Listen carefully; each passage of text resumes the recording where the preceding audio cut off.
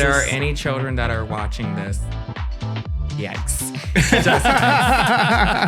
I love drag, and I will toot my own horn for a second because I'm just that bitch.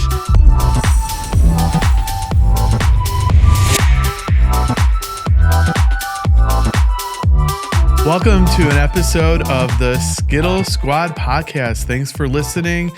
Today, we're glad that you're here. 𝐤𝐴𝐻 Squad podcast really is all about bringing Tampa Bay local events, hot topics, current goss, highlighting nonprofits, businesses that support the community, and more. My name is David Smith, and I'm with my co-host. I'm Paul Pfeiffer. Hey, Paul, how are you? I'm good. How are you? Who gonna check you, boo? Who gonna check me, boo? Huh? Who gonna check you? Like your shirt. Thank you. So tell everyone what that shirt's from, just so they know. So it's actually a line from The Real Housewives of Atlanta. You may remember there was an episode where Sheree was planning a party, and she was talking with her party planner, and they got in this huge yelling match in his office, and she was like, who gonna check me, boo? So, yeah. And She by Sheree. She by Sheree. Yep. And, I don't even think it's still come out yet. I think it's still. Yeah. Shout out to my friend Katie. Spring, summer, fall launch. Yes. It's Right. coming soon. It's coming soon for all you Bravo fans. You know what I mean. So yeah, we're excited to have another podcast. Thanks for listening, Paul. I thought we could really talk about something that could be fun, but could be a little bit serious. Okay. Coming out stories. Oh, okay. So I'll let you go first. How old were you when you came out, and what did that experience look like for you? So I was really, it's kind of a complicated, some coming out stories are very complicated. True, absolutely. It could be, are you out? Are you not out? Right. Type thing.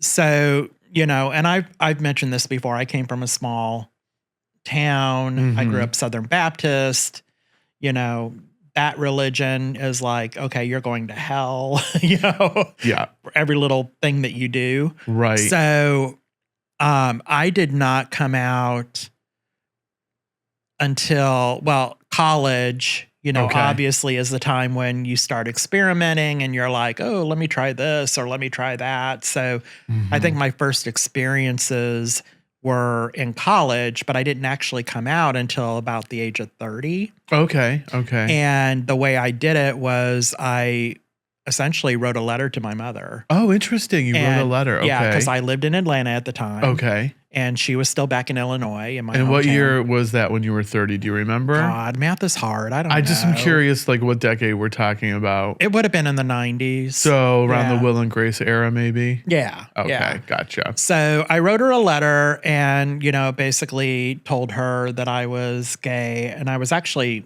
in a relationship at the time. Oh, okay. And I think the reason that prompted me was I think she was talking about coming down for a visit, and I was like, oh, interesting. Okay. Shit, I'm going to have to say something because she's going to need to hide in the closet. Right.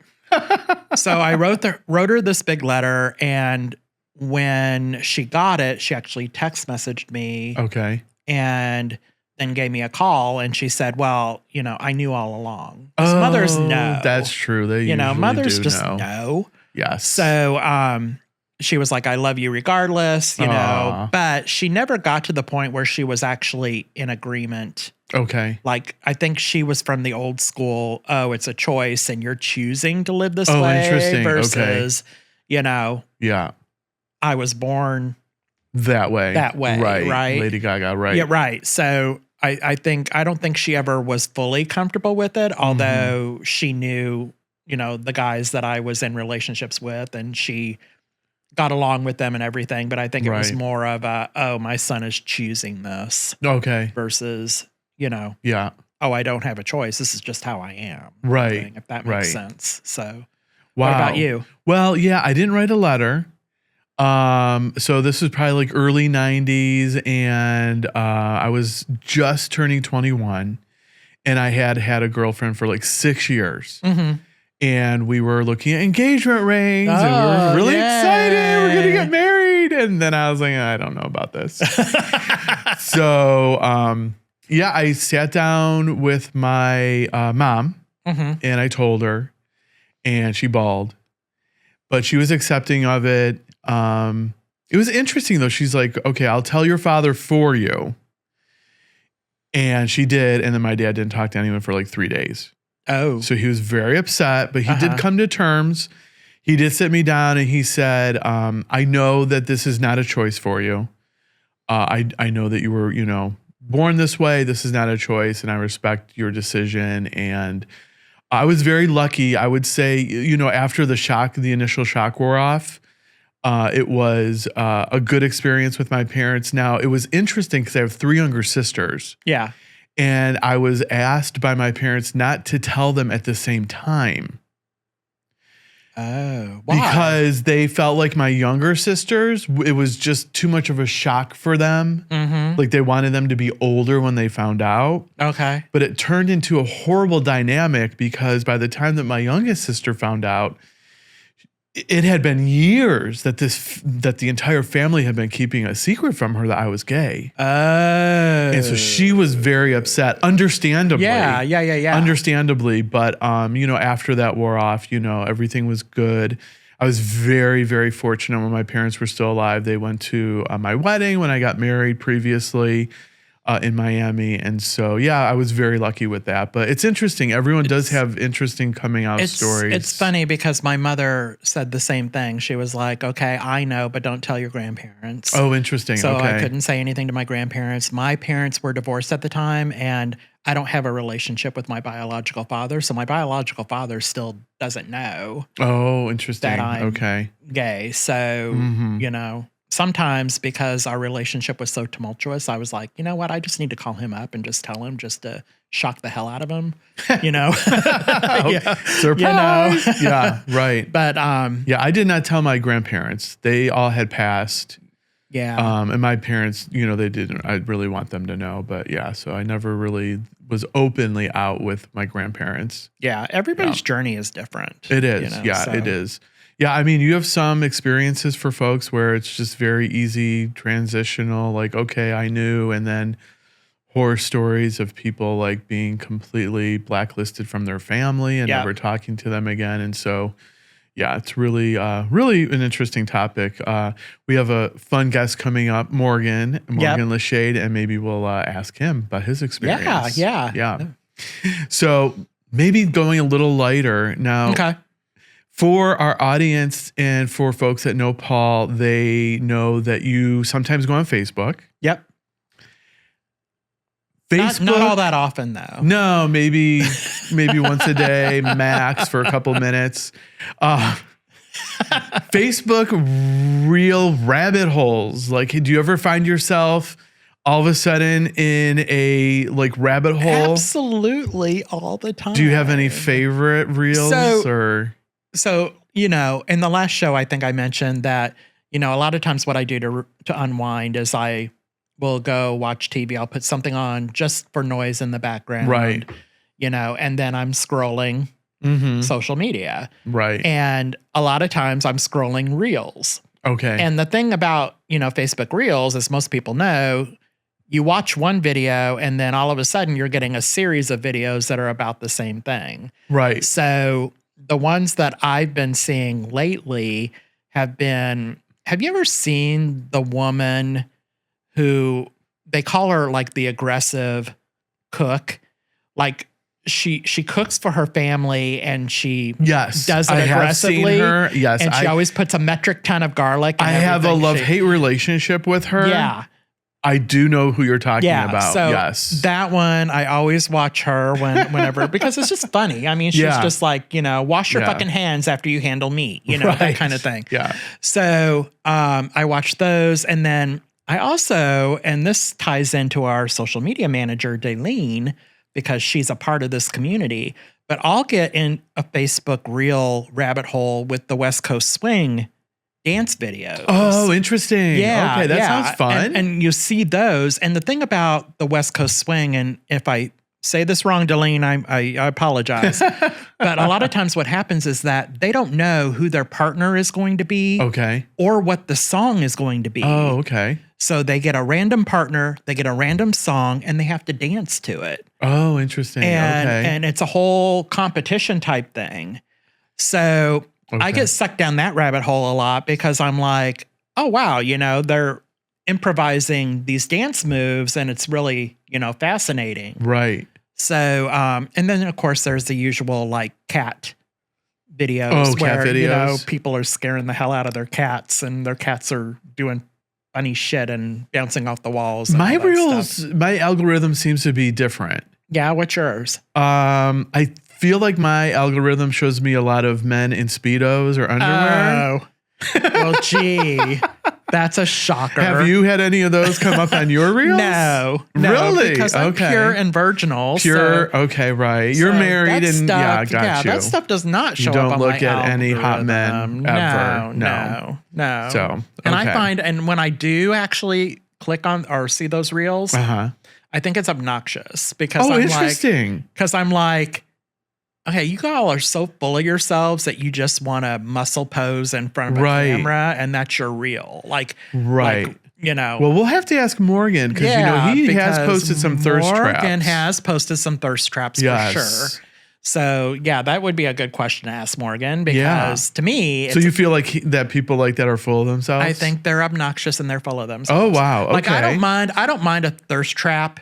Every once in a while because everybody does that. Right. But if you're consistently only posting Facebook Reels where you're flexing in front of the fucking mirror, right, you're obnoxious. Like, I'm sorry. I do think there's a line that can be over and it can just be really obnoxious. But we've got so many content creators out there now.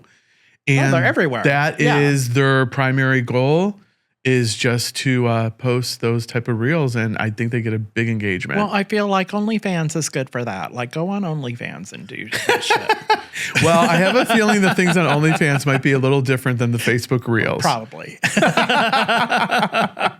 Again, virginal, so I don't know anything about those Right. Oh my goodness, you're so funny. Well, stay tuned. In just a few minutes, we'll be talking with Morgan 𝐿𝐻𝐴DE. Morgan.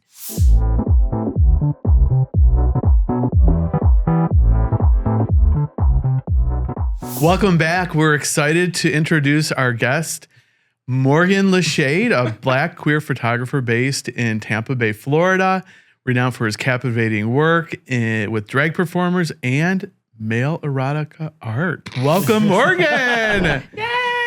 This is the episode everybody's been waiting for. If your children are listening, I would go ahead and put them in the other room. I would agree because if there are any children that are watching this, yikes. So welcome to the show, Morgan. We're happy to have you here. Thank you so absolutely. Much, guys. Yes. So we were talking at the beginning of the show about reels, and the topic of thirst traps came up. Have you ever posted a thirst trap before?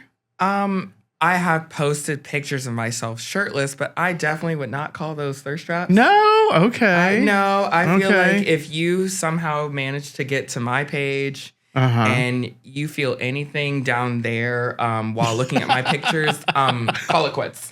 Call it quits. Okay. Call it quits.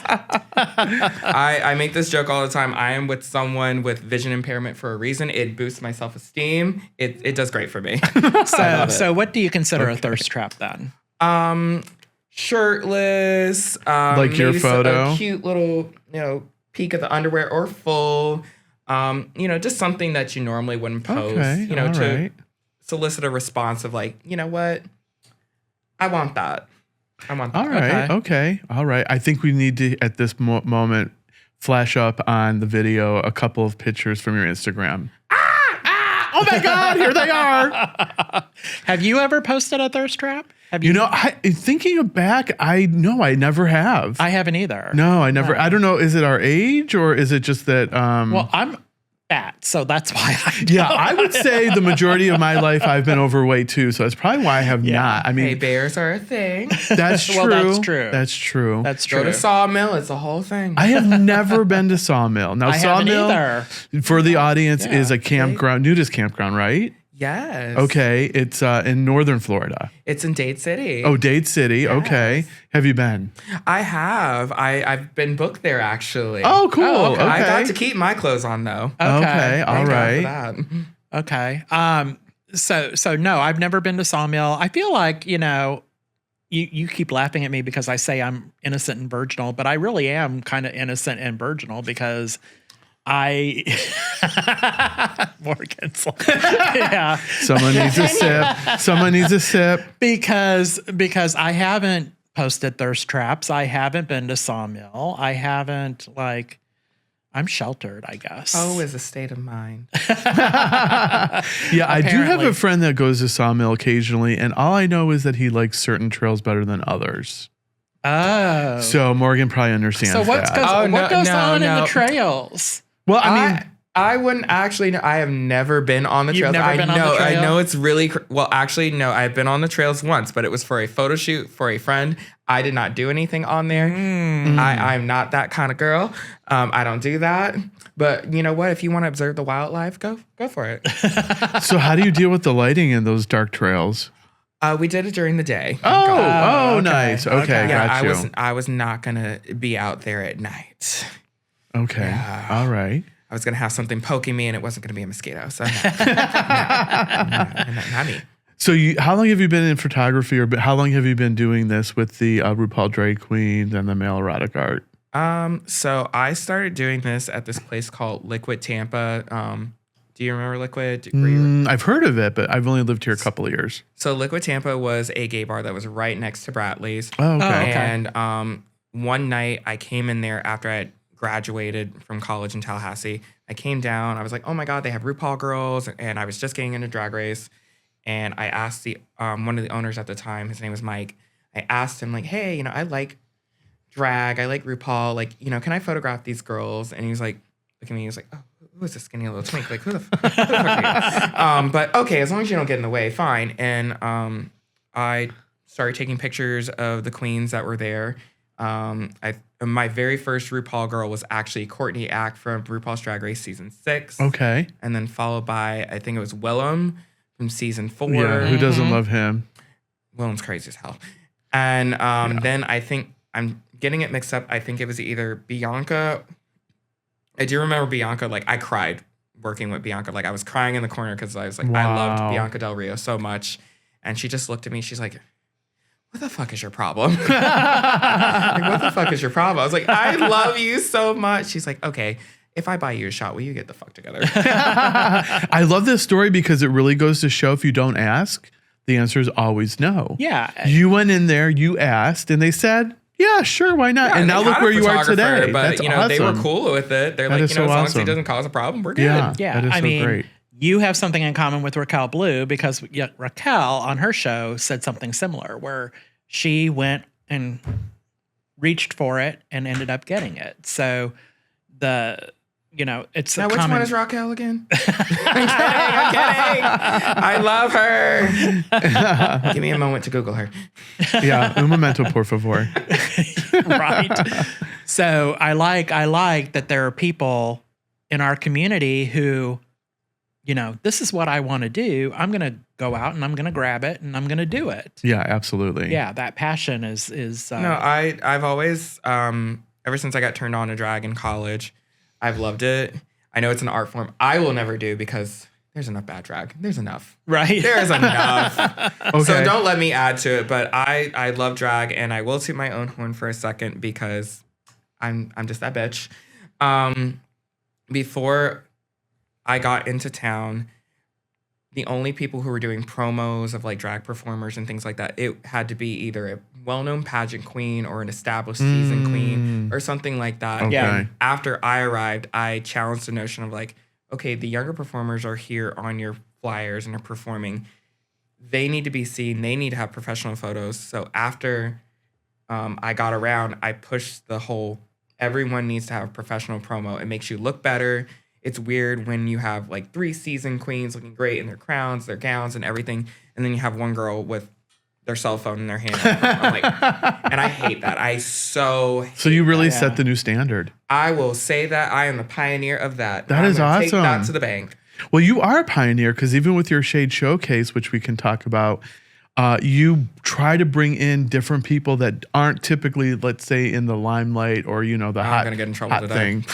But I think that's great because you're showcasing people that, aren't typically showcased all of the time. You want to share a little bit about your philosophy behind who you put in your shows? Lord. Hold on, let me drink this. Okay, again. hold on a moment. Are we asking you difficult questions? I didn't really. Oh, Yeah. absolutely not. Okay. All right. Okay. Yeah. Didn't mean to start drama. 'Cause I've got one. I've it's got no one. drama. I have said this before. I've got a one million times. coming that Okay. I want to see if he'll answer after Oh you no, answer I this have no one. problem saying this. Okay. The problem that I've seen in the Tampa Bay area and beyond it is everyone wants to, book their friends, their family, and their fuck buddies. I said it. The problem is everyone. I mean, it's good to be, good to your friends, and you want to book your friends, you want to help them out. But the problem is you only want to book them. Great that you did this show with, your friend back in 1979, Miss Piccadilly State, whatever. And you keep booking her. Great. But there's so many great entertainers here in the Tampa Bay area that are trying so hard. They're coming out week after week, doing open stages, talent nights, everything in between. And some of these show directors, I won't name names because I'm nice enough, but they're not giving them valid chances. Okay. Oh, okay. Well, so-and-so, well, she's been doing my show for 3 years. She's been coming out. So I'm going to give her a $25 bar tab booking. I'm like, that's not an opportunity. It's not. Right. It's not. Right. And I don't like that. I believe in true diversity. There are show directors who sadly, oh, well, I'm diverse because I booked a drag king back in 2019. Okay, what did you do? Oh my God. What have you done? In the words of Janet Jackson, what have you done for me lately? Right. You Right. booked this one drag king ages ago. You booked this one bearded performer. You booked this one. Okay, great. Here's your one diversity point. 6 more and you can get a free sub at Publix. I don't like it. And, from a realistic, perspective, okay, I know some places have cast and everything like that, but not every place. But if you book the same person, let's say you book that same person 3 nights a week, okay, well, I'm just going to miss out on her on Thursday, Friday, and Saturday. I'll just come see her Sunday because you know what? The bitch going to be here all week. Exactly. Right. Don't you want more Yeah. people to come out? Don't you For want more sure. people to enjoy your show versus, absolutely. oh, you happen to be doing a show, but I'm trying to get across the bar to get my vodka crayon. Yeah. And you just happen to be performing. Right. Yeah. So how are you finding the talent? Because it sounds like you're finding people that aren't that well known. Like, are It's you? not that hard. It's It not? really Okay. isn't. Again, this is what gets me upset with some show directors. They're like, oh, I can't find anyone. Like, we're in the same community. If I have been got you. able to have shows for 4 to 5 years and pretty much have different casts every single time, and we live in the same area, Right. clearly you haven't left your dressing room and you haven't tried to find anyone. Or they're doing these talent nights and the only time you book them is when they win. I'm like, okay, that's great. That's awesome. I know you're trying to get bar numbers up, but there's 10 other people who competed that night. Did you talk to them? Did you try to make a connection? You didn't? Okay, then. Right.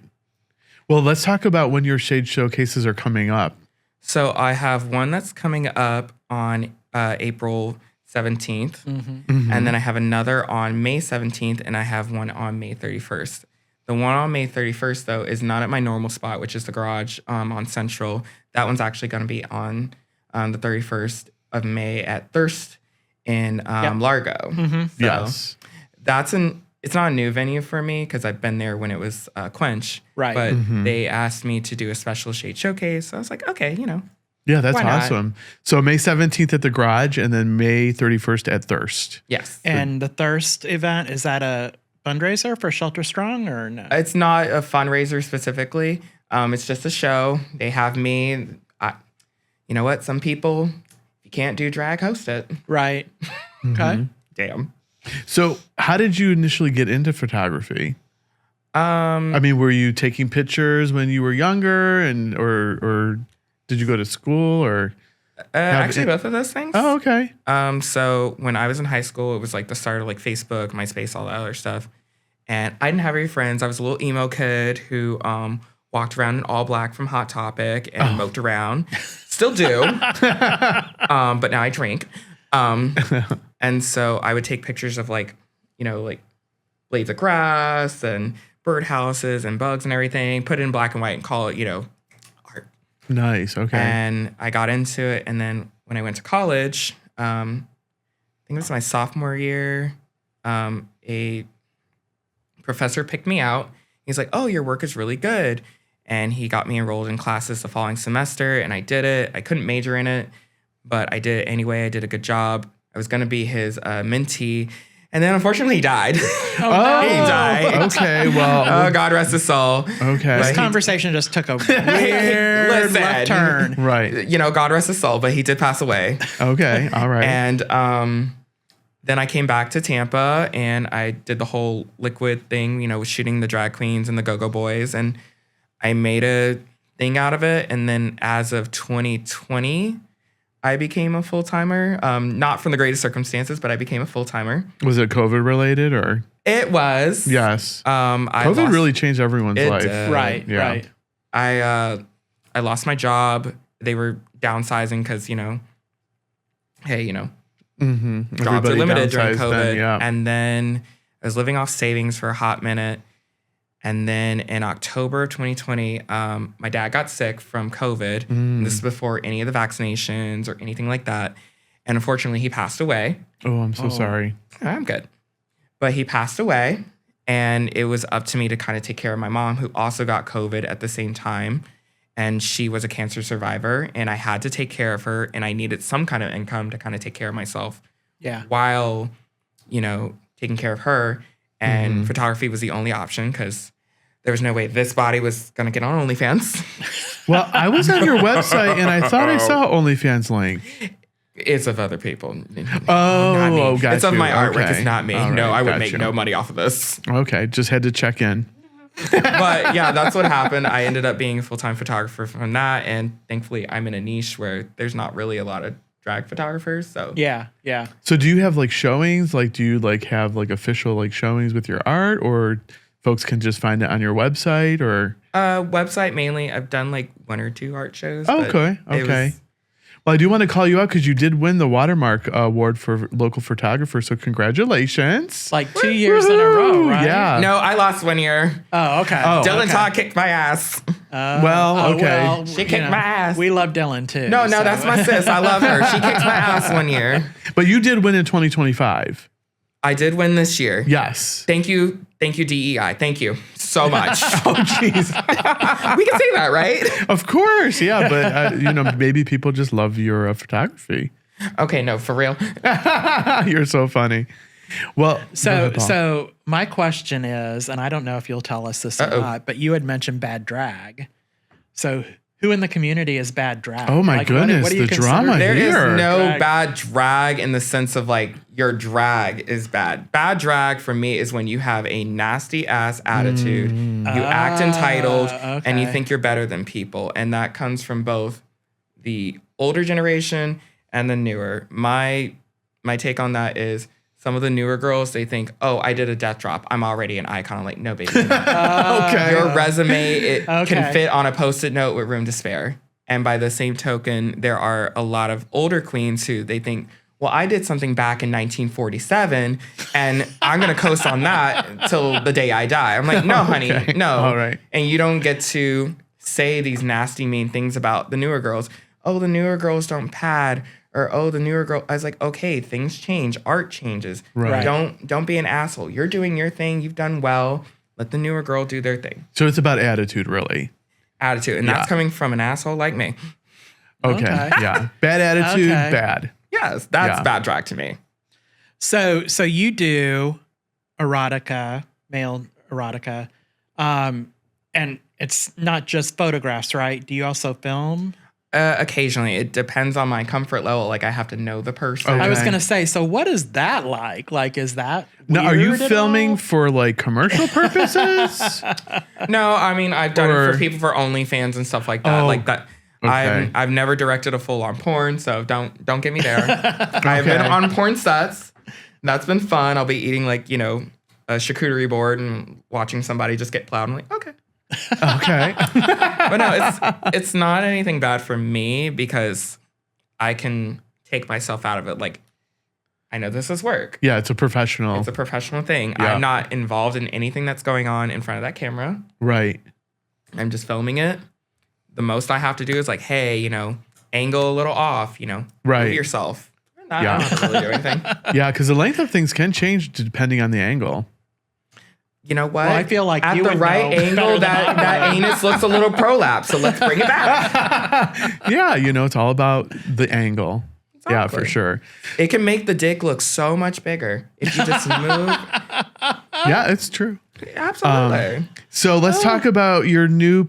Did you get a new puppy or new puppies? I have one new puppy. Her name is Luna. We saw her. Yeah, She's so cute. She's so Yay. cute. She's How old is she demon. now? She is going on 8 months. And she's a so fucking she's still a demon. puppy. And it's a French bulldog? Yep, I have two French Okay. bulldogs in my Oh, you house have now. two. Okay. Onyx is 3 years old. Luna is almost 8 months. So. Oh, so cute. And so are you the one that like lets them just run out into the yard, or do you go walking with them every day, or? Me and my fiance, we walk them together usually. Okay, nice.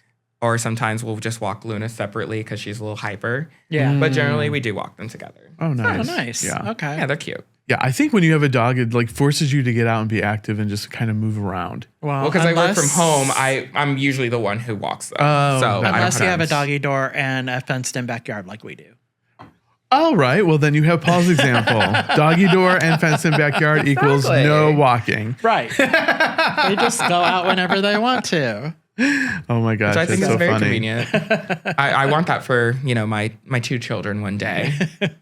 One day. So I want to go back. I know I sound like a pervert right now, but I'm fascinated by this.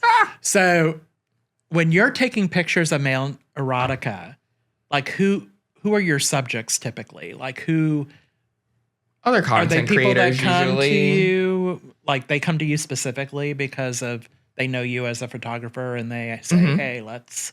They come to me because I have a good reputation. Unfortunately, I hate to say it, but there are photographers out there who do not have a good reputation and they don't take their job seriously and they feel like that's a free-for-all. And I will say absolutely this. Anytime you do a photo shoot with me, whether it's drag, erotica, whatever it is, you are always welcome to bring a guest, a +1, a helper, whatever, to make you feel safe, comfortable, help you, whatever. And I feel like if any photographer tells you you can't bring a +1, unless it's something like very secretive, like a commercial, something like that, something that's high end. If any photographer tells you you can't bring that, that's a giant red flag. You should never tell anyone that they can't bring someone to make you feel safe. Gotcha. Yeah. But And I who's- work with a lot of content Who's the creators. most famous person you've ever photographed?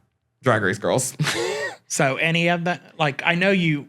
So Like some of the winners. Alyssa Edwards, I know you were the photographer for her meet and greet at the St. Pete Pride pageant Before last she year. won. Before she won her season. It's like, damn, really? Because I Oh my because I gosh. remember because I was VIP and we got to meet Alyssa and have our But picture. damn, taken, she and you couldn't were have the- won You beforehand. were the photographer for that. I know, but so- she couldn't have won beforehand. Although the gag was, one time I got booked with Nymphia Wind, who won the last season of Drag Race. I got booked with her maybe 2 or 3 weeks at a pageant before she won. And I was like, oh, it's great that you're in the top. Great. Awesome. You're doing a great job. And then like a few weeks later, you win. I'm like, oh, I just got a winner. And now in this current season, we have Jules Sparkles, who is a Yep. Tampa, star. She's doing great. Spoiler alert, but she is in the top 4. Ooh, I that's love exciting. her. I saw Jules when she was first starting her career here. And to see her grow and blossom, because I'm friends with her drag family, Chantel and Ethan and Trinity.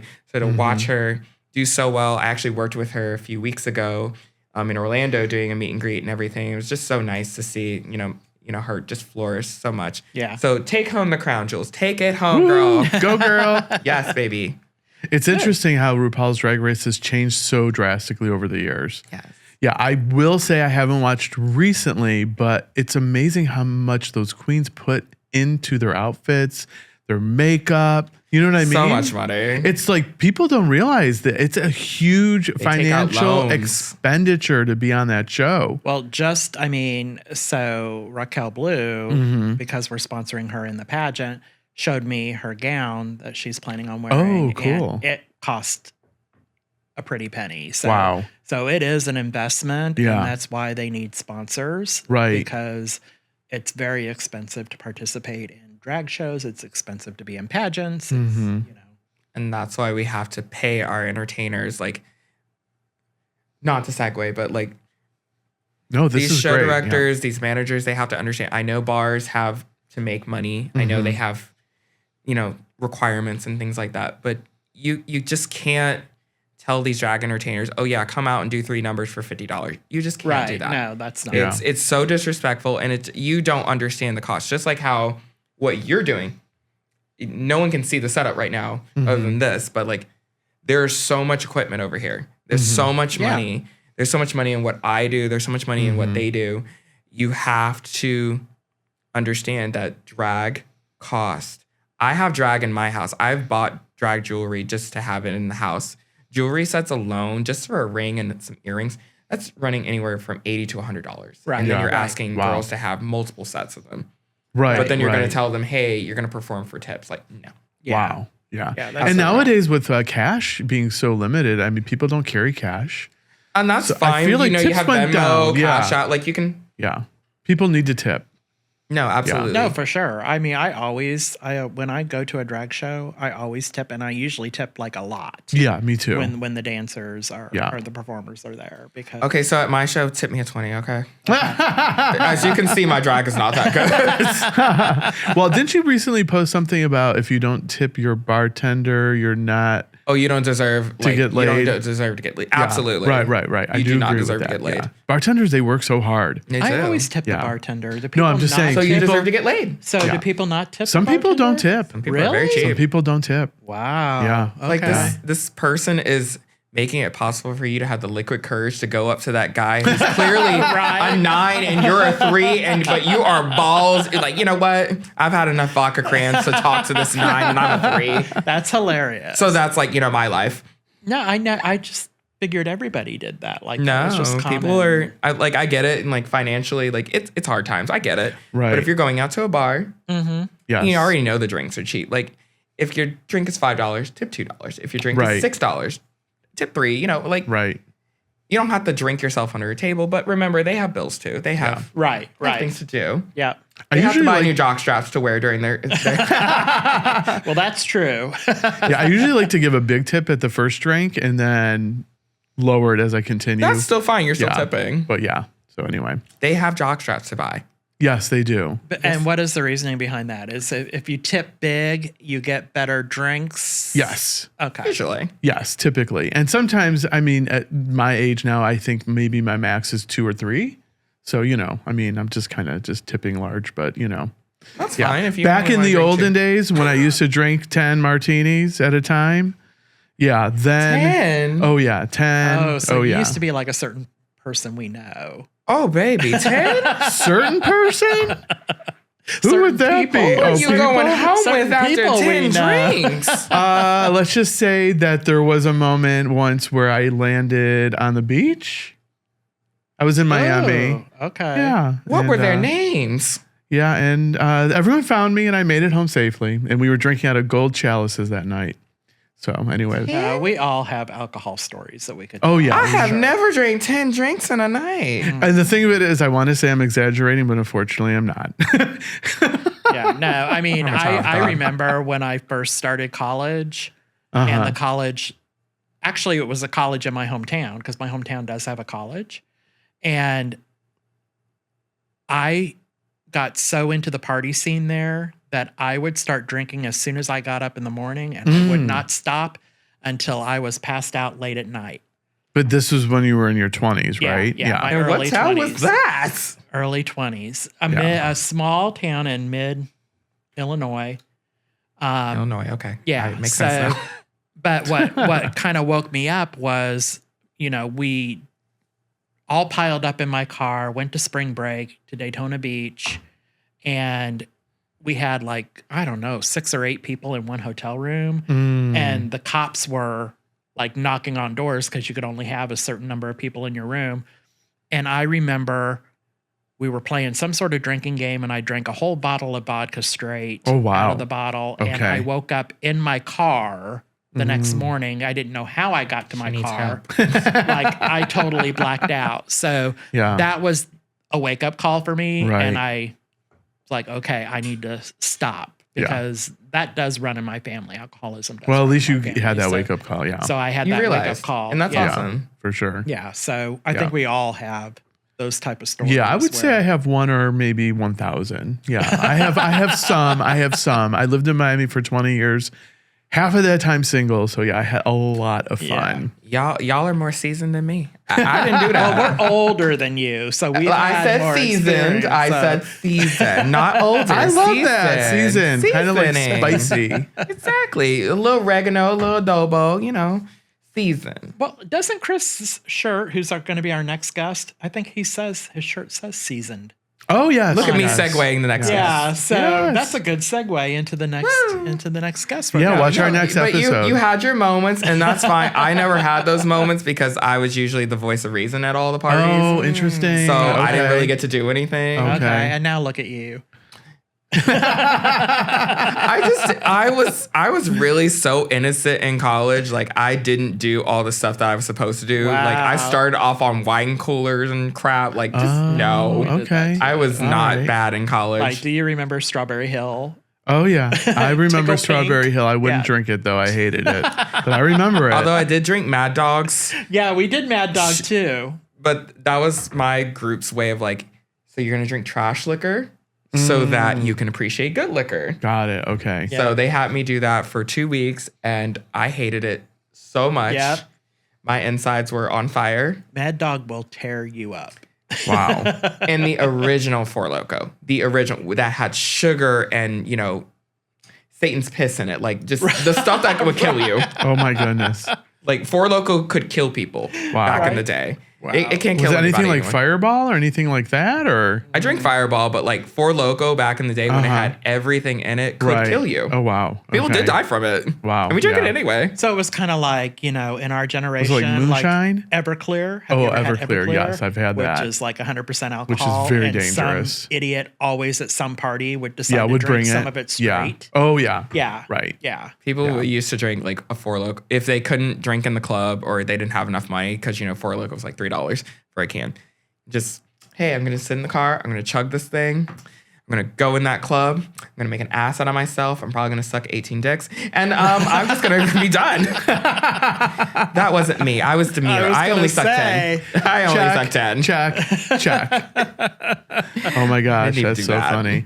Well, it was great to have you on today. Thanks for chatting with us. Absolutely. Paul, any final words on anything? So, yeah, if you want to be a guest on the Skittle Squad podcast, we welcome anyone to come on the show and hang out with us for an hour. Or if you want to advertise on the show, you can reach us at contact@theskittlesquad.com.